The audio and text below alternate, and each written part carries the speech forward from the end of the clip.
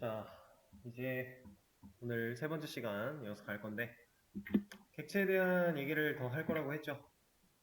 실제로 더 해볼 겁니다. 자, 제가 폴더 하나를 만들어 낼 거고요. 이 폴더의 안쪽에다가 텍스트 파일을 몇 개 만들어 보도록 하죠. 자, 그리고 이 폴더의 이름은 자바 수업 뭐 이런 식으로 해보겠습니다. 여기에 자바 1일차 그리고 자바 2일차 뭐 이런 식으로 데이터를 저장했다라고 해볼게요. 자, 객체라고 하는 이 녀석은 우리가 복수개의 데이터를 사용하기 위해서 쓴다라고 얘기를 했는데, 이거 말고 복수개의 데이터를 다루기 위해서 쓴다라고 했는데, 지금 이런 상황이라면 만약에 이게 어떠한 변수였고 변수였고 그 변수에 연결된 객체라고 보겠습니다. 그러면 이렇게 데이터를 저장했다. 이건 잘한 건가요? 네, 복수개 데이터를 다루기 위해 쓰니까 복수개 데이터 잘 저장했죠. 자, 실제로 객체라고 하는 이 녀석은 일종의 폴더처럼 생각을 하셔도 돼요. 자, 여러분들이 폴더를 사용하는 이유가 뭐예요? 컴퓨터에서 폴더의 사용 이유, 사용 목적. 얘는 뭐 복수개 파일을 관리하기 위해서라기보다는 그런 능력도 일단 있지만, 그거보다는 우리가 폴더를 쓰는 이유는 연관성 있는 파일들을 묶어서 보관하려고 하는 거죠. 자, 객체는 폴더라고 했습니다. 폴더랑 같은 개념으로 봐도 된다. 근데 폴더의 사용 목적에는 이런 게 있어요. 자, 그래서 우리가 지금 적었던 이 내용에도 복수개의 데이터를 처리하기 위한 문법인 건 맞지만 조금 더 코멘트를 달아줄 거예요. 관련 있는 복수개의 데이터를 처리하기 위한 문법이에요.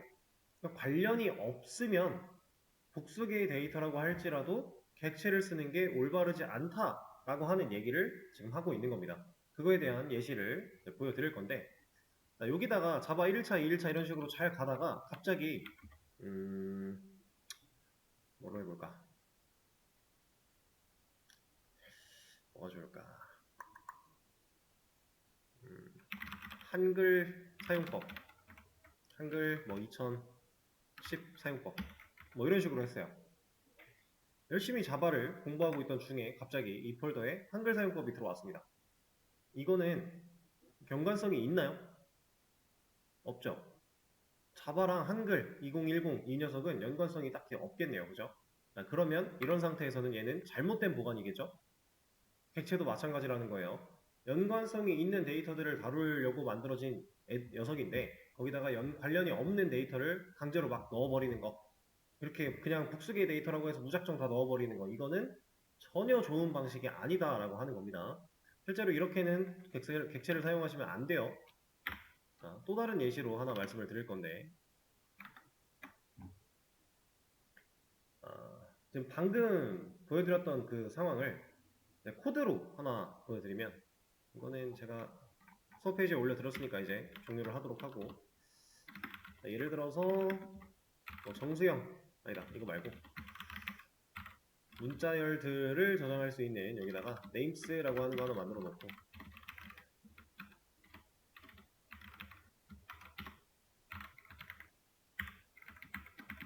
이렇게 한번 해볼게요. 그리고 names에 0번에다가 김철수 김영희 김철수 김영수 뭐 이런 거 저장해 놓고, 갑자기 마지막에 자 이렇게 했어요. names라고 하는 저 변수 이름이 이름들이라는 의미를 가지고 있겠죠. s가 붙어서 이제 복수계를 의미를 하니까. 그리고 문자열 데이터들만 들어갈 수 있는 배열을 우리가 5개 방을 가진 채로 만들어냈어요, 객체를. 그리고 연결해서 막 값을 제대로 이름들을 넣고 있다가 갑자기 파이썬이 왔습니다. 이거는 이름인가요? 이름은 이름이에요. 근데 무슨 이름이에요, 얘는? 사람의 이름이 아니죠. 우린 지금 딱 봐도 사람의 이름을 저장하고 있었잖아요. 근데 얘는 언어의 이름이죠. 그럼 관련이 있는 건가요? 완전히 없다라고 보기는 어렵지만 지금 저장되어 있는 이런 형태를 봤을 때 뭔가 조금 다르죠, 혼자. 톡 튑니다. 이런 거 잘못했다라고 하는 거예요. 이거는 좋지 못한 방식이다. 객체는 이런 식으로 사용하면 안 된다라고 하는 거예요. 자, 이제 객체의 필요성 그리고 객체를 사용할 때 주의해야 될 사항들 그걸 좀 말씀을 드리고 있는 건데 자, 이것도 한번 상황을 봐볼게요. 제가 예를 들어서 어떤 게임 개발을 한다라고 지금 상황을 가정해 볼게요. 그 게임 상황에서 정수형 데이터가 아니다 그거 말고 게임을 개발하는데 정수형 데이터가 한 200개 정도가 필요하대요. 그러면은 우리가 객체를 사용하지 않았을 때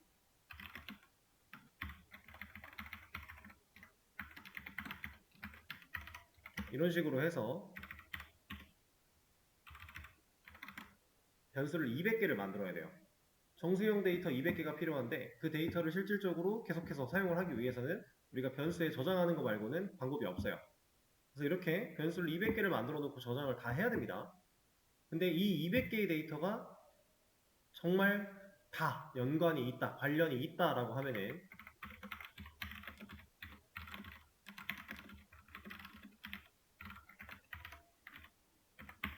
이렇게 사용할 수 있겠죠. 배열로 만들어서. 자, 그럼 이거랑 이만큼이랑 이만큼이랑 누가 더 이득 같아요? 어떤 방식이 더 좋을까요? 지금 상황은 관련 있는 데이터라는 상황이에요. 그러면 무조건 얘가 좋은 거예요. 이게 왜 얘가 좋냐면 지금 우리는 아직까지 실제로 느껴보진 못했지만 우리가 변수를 이런 식으로 200개를 만드는 상황이랑 이렇게 배열 하나를 만들어서 리모컨을 가진 변수를 사용하는 방식이랑 이 두 가지 중에서 이렇게 메인 메서드라고 하는 이 안쪽에서만 얘네를 가지고 활용을 하면 사실 얘나 별반 다르지가 않아요. 근데 네.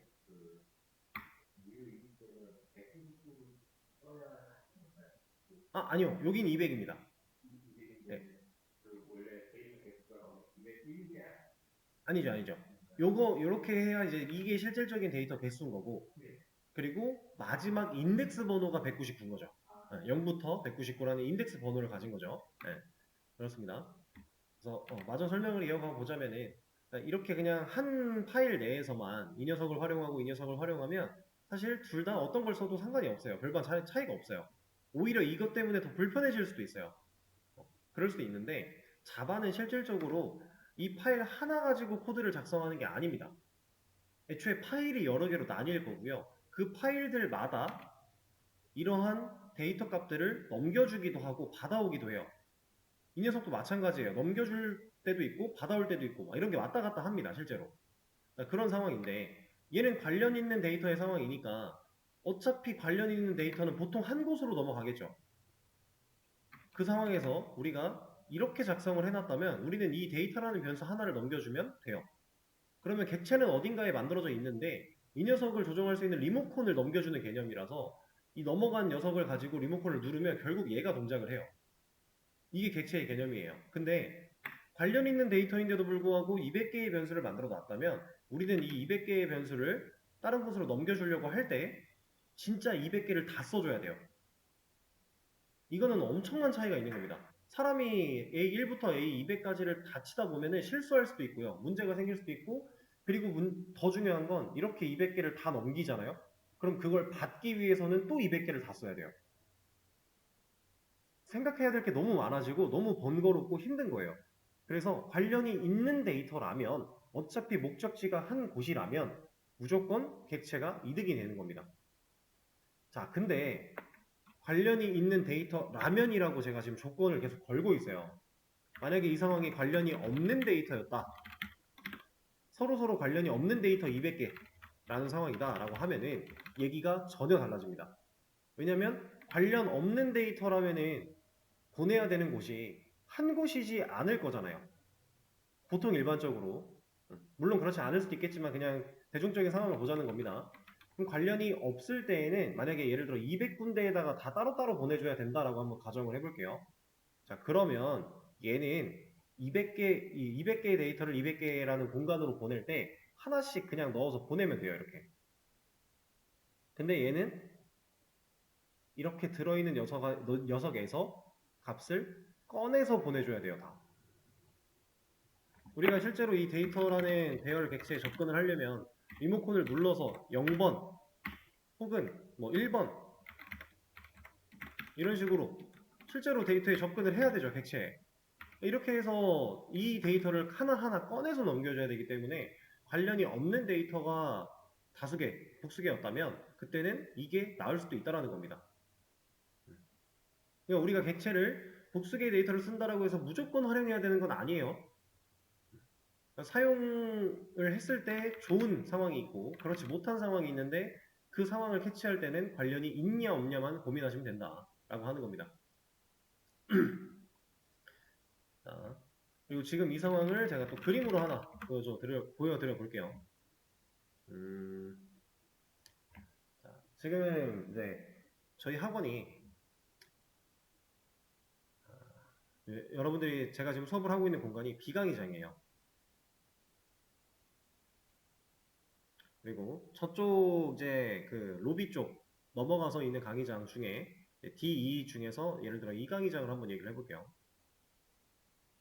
이렇게 강의장이 두 개가 있는데, 제가 B 강의장에서 뭐 계란 한 판을 30개짜리 계란 한 판을 어떻게 지금 좀 갖고 있어요. 근데 이 계란 한 판을 제가 한 개씩 들고 이 강의장으로 나르려면 저는 몇 번 왔다 갔다 해야 돼요? 30번 왔다 갔다 해야 되죠. 왔다 갔다를 한 번으로 보면은 30번 해야 돼요. 하나씩 옮기려고 하면. 그죠? 근데 제가 어차피 이 강의장으로 30개를 다 옮겨야 돼요. 그럼 저는 그냥 그 판채로 들고 가서 옮기면 한 번만 옮기면 되겠죠. 그렇죠? 자, 그런 상황입니다. 근데 이 강의장으로 30개가 다 갈 게 아니라 지금 당연히 우리 학원에는 강의장이 그렇게 많지 않지만 예를 들어 30개의 강의장이 흩뿌려져 있는데 이 강의장마다 하나씩 가져가야 된대요. 그렇죠? 그런 상황이라고 하면은 제가 얘를 계란을 한 개씩 옮기는 게 낫다라고 하는 겁니다. 물론 이제 진짜로 현실 상황을 생각을 해보면 판을 들고 다니면서 한 개씩 옮기는 게 맞겠지만, 그죠? 그게 맞겠지만 이제 그런 현실적으로 바라보는 게 아니라 이제 언어적으로 바라본다면은 그래서 지금 이 예시가 조금 애매할 수 있으니 다른 예시를 하나 보여드려 볼게요. 제가 너무 자주 그리는 그림이라서 이거는 안 보여드리고 싶어가지고 다른 걸로 말씀드리려고 했던 건데, 자, 여기가 이제 항구예요, 항구. 여기가 바다입니다. 그리고 이 바다에는 배가 한 척 띄어져 있어요. 이렇게. 자, 이 배는 이제 뭐 짐을 실어 나르는 배라고 가정을 하겠습니다. 제가 이제 뭐 예를 들어서 사과를 키워요. 사과를 키웁니다. 근데 전 세계에 있는 친구들한테 제가 직접 기른 사과를 좀 선물해주고 싶어가지고 사과를 9상자를 이렇게 항구에 가져왔어요. 자, 이 9상자의 사과를 제가 예를 들어 미국에 있는 친구한테 다 보내줄 거예요. 그러면 저는 이 사과 9상자를 하나로 패키징을 해서 이 배에다가 실으면 좀 편하게 이동이 가능하겠죠? 그쵸? 근데 제가 이 사과를 그러니까 한 상자 한 상자를 다 다른 나라에 있는 다른 친구들한테 보내줄 거예요. 뭐 얘는 필리핀, 얘는 미국, 얘는 일본, 뭐 얘는 중국 이런 식으로 다 목적지가 다 다릅니다. 그럼 저는 얘를 애써서 하나로 패키징을 해오게 되면 항구에서 배에 실을 때 하나씩 다 꺼내야 되죠. 그러면 이 상황에서는 목적지가 9개가 다 다른 이 상황에서는 묶는 게 좋아요? 안 묶는 게 좋아요? 안 묶는 게 좋다라는 거죠. 상자로만 따로따로 가져왔다면은 배에다가 한 상자씩 그냥 실어주면 되는 거니까 패키징을 굳이 할 필요가 없다라고 하는 겁니다. 자, 객체가 이거랑 동일해요. 관련이 있어서 그러니까 여기서 말하는 관련은 데이터들끼리의 관련도 중요하지만 이제 실질적으로 활용할 때 목적지도 나름 중요해요. 그렇지만 이제 개념적으로는 데이터들 간의 그 관련, 연관성 그게 있을 때에만 객체로 묶어서 관리를 하는 게 훨씬 효율이 좋다라고 하는 겁니다.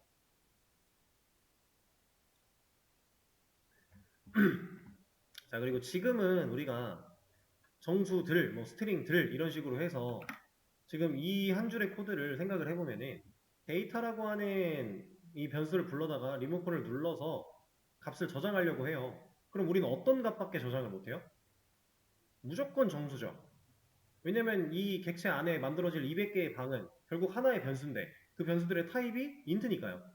그렇죠? 정수들이니까, 그죠? 나중에는 당연히 이것보다 자유도가 올라가는 객체를 사용할 수 있습니다. 지금 간단하게 하나만 보여드리면 이거 그냥 보세요.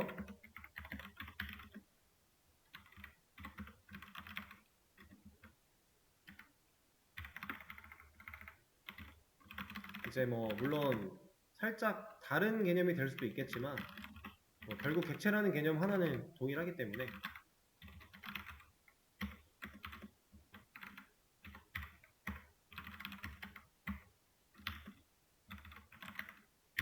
자, 이런 게 가능해져요. 이제 얘는 이 정수고요. 얘는 문자죠. 이런 게 가능해집니다. 지금 제가 한 것도 결국 객체를 다루고 있는 거예요. 우리가 지금 배우고 있는 배열이랑 그렇게까지 많이 달라지지 않아요. 다르긴 다르지만 우리 이런 것도 다 배울 겁니다. 그래서 지금은 배열을 배우고 있기 때문에 데이터 타입이 그 200개든 1000개든 그 만들어진 그 방에 들어갈 수 있는 데이터가 이미 처음에 정했던 인트, 정수들, 뭐 문자열들이라고 하는 그 녀석의 타입에 맞게끔 저장할 수 있는 건데 이제 나중에는 조금 더 자유도가 높은 객체를 또 다루게 될 겁니다. 이런 게 가능하다라고 하는 거고. 자, 그리고 여러분들 오늘 수업이 끝나시면은 이것도 한 번씩은 검색을 꼭 해보세요. 자, OOP라고 구글에다가 입력을 해보시면은 이제 OOP라고 하는 이거는 Oriented Object Programming이라고 해서 그냥 객체 지향 프로그래밍이란 뜻이에요.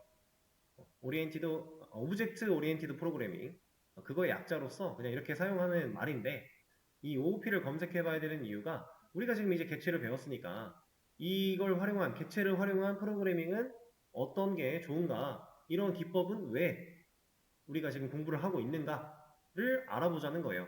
근데 들어가서 보시면 어떤 글을 보셔도 상관없는데 들어가서 보게 되면은 뭔 소리인지 하나도 이해가 안 될 겁니다. 대부분. 이해가 되는 부분이 정말 극소수일 거예요. 근데 그래도 읽어보세요. 좀 정리가 잘 되어 있는 글 같은 거 하나 딱 골라가지고 처음부터 끝까지 그냥 쭉 읽어보세요. 지금 이해 안 돼도 괜찮아요. 당연히 안 되는 게 맞아요. 그리고 그럼에도 불구하고 읽어보시는 겁니다. 그래야 여러분들이 나중에 객체를 조금 더 자세하게 좀 더 디테일하게 공부를 하고 나서 그 다음에 다시 읽었을 때 처음 읽었을 때랑 달라지는 그 경험을 직접 해보셔야 돼요.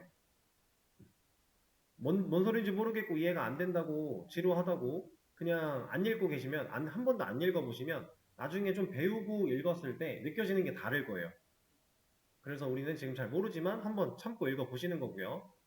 자, 그리고 얘는 OOP는 그냥 읽어보시고 OOP의 특징이라고 또 검색을 해보시면 이 네 가지 특징에 대해서 보통 대부분의 글들이 네 가지 특징에 대한 얘기를 할 거예요. 그냥 OOP만 검색해도 이게 나오는 글들도 있을 수 있고요. 근데 어쨌든 이 특징 네 가지에 대해서도 여러분들이 한번 꼭 읽어보셔야 돼요. 얘는 결국 객체지향 프로그래밍의 특징 네 가지라는 말과 동일한 건데 자, 여기에는 추상화, 상속화, 그 다음에 캡슐화, 다형성 이렇게 하는 특징 네 가지가 존재를 합니다.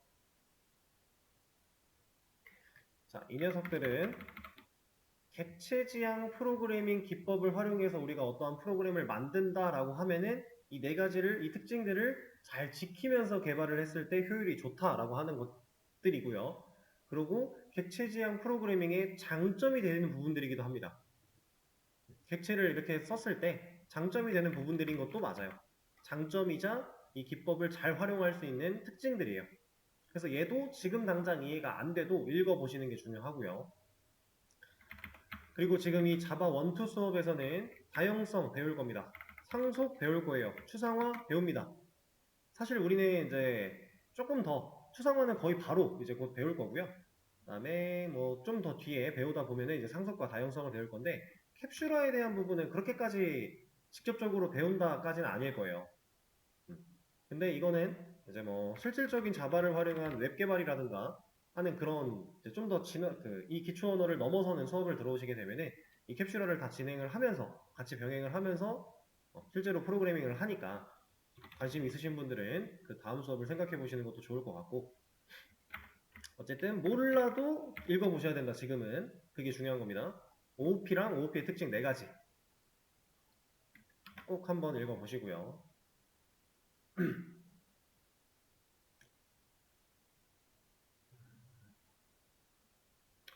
자, 그리고 이제 배열에 대해서 알아봤으니까 이 배열 관련해서 조금 더 알아볼 거예요. 뭐냐면은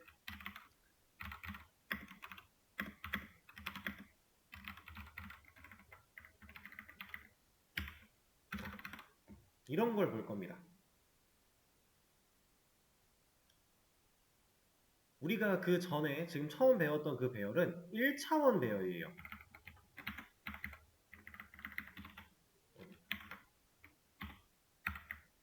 우리가 아까까지 했던 얘를 2로 하죠.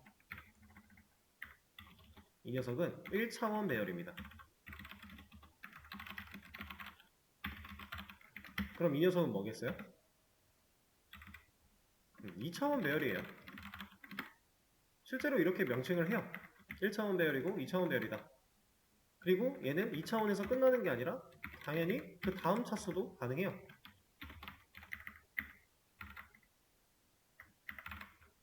뭐 숫자가 달라야 되는 것도 아니고요. 그냥 내가 넣고 싶은 숫자 넣을 수 있습니다. 다 가능해요. 그래서 우리가 1차원 배열을 제외하고 2차원부터는 이제 보통 다차원 배열이라고 얘기를 하는데, 자, 이 녀석에 대한 개념 간단하게 또 알아볼 겁니다.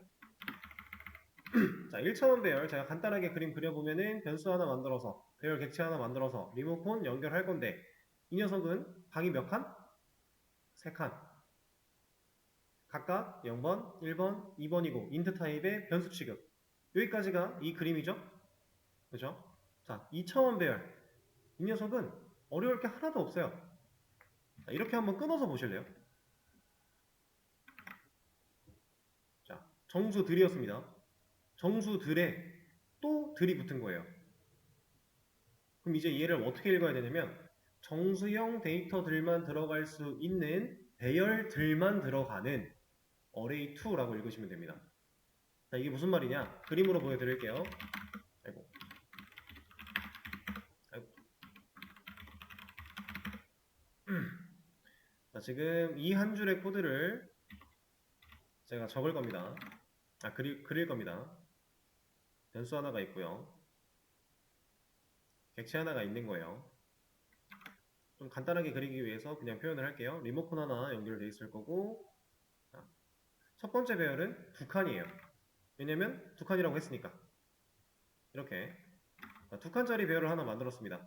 정수들만 들어갈 수 있는 배열을 만들었는데, 자, 이 녀석이 가지고 있는 이 각각의 공간이 또 리모컨을 가지게 돼요. 뒤에 게 3이죠? 객체를 3개를 그려야 되는데 조금 작네요. 이게 어떻게 하면 좋을까? 이거는 이렇게 합시다. 아니지, 어차피 2개만 그리면 되는구나. 자, 좀 겹쳤지만 이렇게 얘기를 할게요.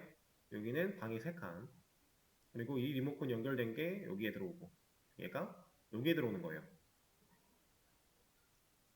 자, 이게 지금 다차원 배열의 모습입니다. 객체 몇 개예요? 객체는 총 3개죠.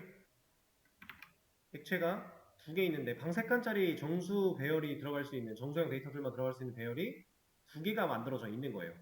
그리고 이 녀석들은 각각 이 변수에 직접적으로 연결되어 있는 이 객체에 들어있는 겁니다. 이렇게 리모컨이. 이게 지금 다차원 배열의 기본적인 모습이에요. 그러면 제가 이렇게 써볼게요. array2에 0번 방에 접근해서 2번 방에 접근을 할 거야. 그리고 10을 넣을 거야. 자, 이 코드 한 줄을 제가 그림으로 돌아가서 말씀드려 볼게요. array2, 이 녀석이 array2입니다. 리모컨을 불렀어요. 누르겠대요. 몇 번 방을? 0번 방을. 자, 그러면 0번 방을 찾아와야죠. 왔어요. 왔더니 뭐 들어있어요? 리모컨 들어있죠. 거기서 몇 번 누르겠대요? 2번 누르겠대요. 그럼 또 와야죠. 왔더니 2번이면 이 녀석이겠네요. 여기다가 지금 10을 넣는 행위를 한 겁니다. 자, 그러면 똑같이 0번 버튼 누르고 2번 버튼 눌러서 이 값을 활용할 거야 라고 하면 10이 나오겠죠.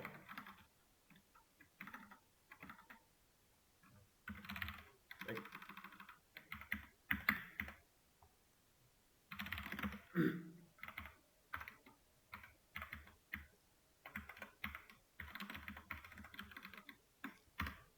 10 나오는 거예요. 자, 제가 그래서 아까 이걸 끊어서 보라고 말씀을 드렸습니다. 정수형 데이터들만 들어갈 수 있는 배열을 우리가 만들어 냈는데 그 배열들만 또 들어갈 수 있는 배열을 하나 더 만든 거예요. 그래서 이렇게 표현을 해보자면 방 2칸짜리 배열을 만들었는데 이 방에는 누가 들어올 수 있느냐? 정수형 배열이 들어올 수 있는 거예요. 그래서 리모컨을 가지게 되는 거고 여기에 배열이 하나가 또 만들어지는 겁니다. 여기도 마찬가지 정수 배열이 들어올 수 있는 거고 리모컨이 연결돼서 배열 객체가 하나 더 만들어지는 거예요. 그리고 이 배열 객체는 방이 3개다. 이 얘기입니다. 이렇게 다차원 배열. 제가 아까 전에 객체 처음 배울 때 그림을 잘 그려야 된다. 시각화를 잘해야 된다라고 했어요. 시각화를 잘해야 되는 이유 중에 첫 번째, 객체가 또 다른 객체를 컨트롤할 수 있는 리모컨을 가지는 경우가 비일비재합니다. 그러면 여기서 3차원 배열이었다면 얘는 또 리모컨을 가지고 또 객체랑 연결이 된다라는 거예요. 이해되실까요? 이래서 그림을 잘 그려야 돼요. 안 그러면 여러분들 머릿속으로 상상하는 것만으로는 이 데이터가 어떻게 저장이 됐고 어떻게 가져오는지 이 과정이 그냥 딱 한눈에 알아보기는 쉽지 않다라는 거예요. 그래서 그림을 꼭 그리는 연습을 하셔야 되고요. 이건 직접 해보지 않으면 여러분들 못합니다. 꼭 해보셔야 되고. 근데 다차원 배열은 우리가 뭐 실제로 그렇게까지 많이 활용하지는 않는데 개념적인 부분은 중요하니까 잘 알아두셔야 되고요. 자, 그리고 이제 마지막으로 이거 하나 해볼 거예요.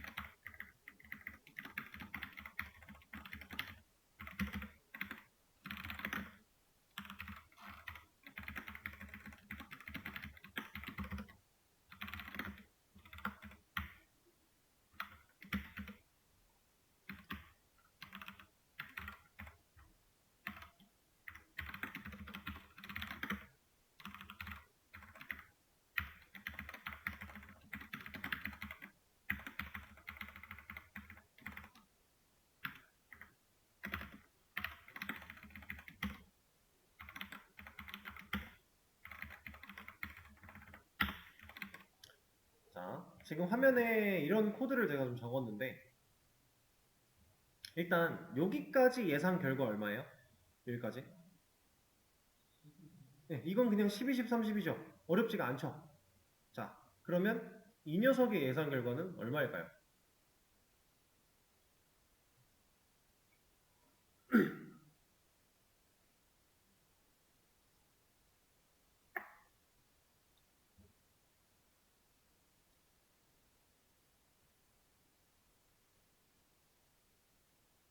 자, 얘는 10, 20, 60, 60입니다. 10, 20, 30은 위에서 나오는 거고 이걸 기준선으로 밑에서 10, 20, 60, 60 그죠? 자, 이게 왜 이런지 빠르게 말씀을 드릴 거예요. 지금 코드상의 객체 몇 개예요? 코드상의 객체는 하나예요, 하나. 왜냐면 new라는 키워드가 나와야 객체를 만드는 건데 우린 new 한 번 썼잖아요. 그렇죠? 실제 객체는 하나입니다. 물론 배열은 new라는 키워드를 쓰지 않고도 객체를 만들어내는 방법이 있어요. 있기는. 근데 그거는 아직 우리가 배우지 않았으니까 무조건 new 하나에 객체 하나예요. 지금 객체는 하나입니다. 자, 지금 이 상황을 그림으로 좀 빠르게 보여드리면 자, array라고 하는 변수 하나, array2라고 하는 변수 하나 이렇게 두 개가 있는 겁니다. 이렇게. 그리고 실제로 배열 객체는 하나밖에 없어요. 그럼 이 녀석이 리모컨을 가지고 있을 건데 처음에 array랑 연결을 했죠. 얘는 방이 3칸짜리 여기에 0번, 1번, 2번 방일 거고요. 이게 이제 배열 객체 이거잖아요. 그렇죠? 이만큼을 그림으로 그리면 이렇게 표현할 수 있습니다. 이 녀석 다음에 했던 코드가 array2라고 하는 변수를 만들어냈어요. 그리고 이 변수한테는 뭐 하고 있어요?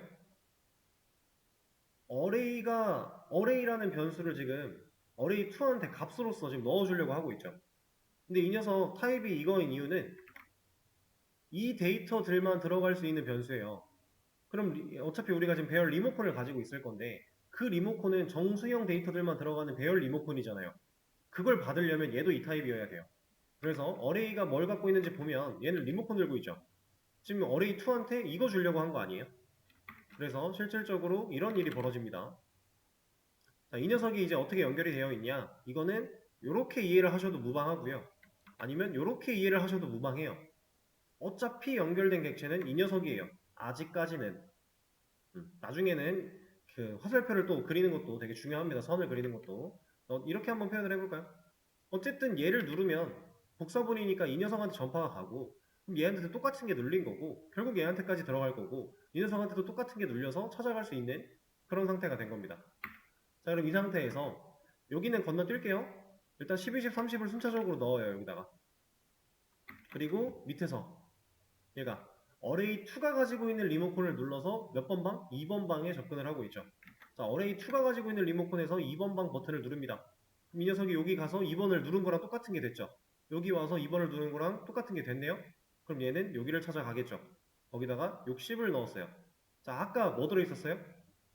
30 들어있었는데 60으로 제할당했네요. 그러면 여기는 10이었고 여기는 20이었고 여기는 60이겠죠. 자, 그 상태로 array2가 가지고 있는 리모컨을 눌러서 0, 1, 2 봅니다. 여기 타고 여기 타고 여기 타 들어와서 0, 1, 2의 값을 꺼내면 10, 20, 60이죠. 자, 그리고 array가 가지고 있는 리모컨을 눌러서 또 2번을 누르겠대요. 그럼 이 녀석이 가지고 있는 2번을 누르면 결국 여기 들어와서 2번을 찾아가야죠. 그럼 얘는 이미 60으로 바뀌어있는 상태였으니까 60이 나오겠죠.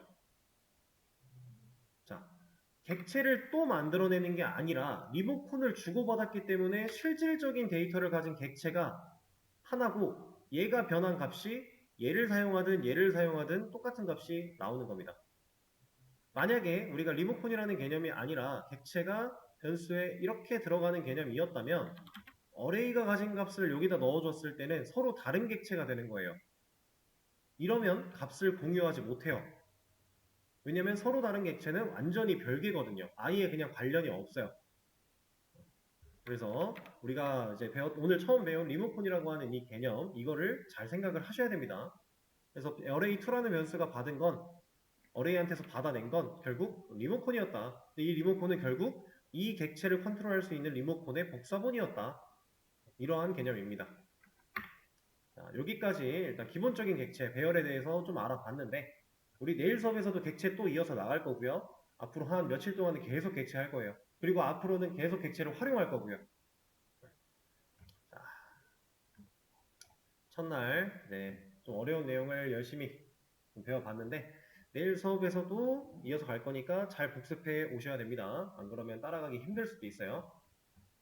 그러면은 오늘 수업은 여기서 마무리를 하도록 할게요. 고생하셨습니다.